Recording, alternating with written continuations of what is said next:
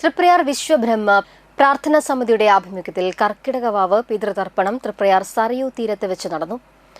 രാമചന്ദ്രൻ ആചാരി പിതൃതർപ്പണ ചടങ്ങുകൾക്ക് മുഖ്യ കാർമ്മികത്വം വഹിച്ചു. നിരവധി ആളുകൾ പിതൃതർപ്പണ ചടങ്ങിൽ പങ്കെടുത്തു. മോക്ഷത്തിന് നൽകി അനുഗ്രഹിക്കണമേ സർവേശ്വര എന്ന് നല്ലതുപോലെ പ്രാർത്ഥിച്ച് പുഷ്പം സമർപ്പിച്ച് രണ്ട് കൈയ്യോട് നമസ്കരിക്കുക കേട്ടോ.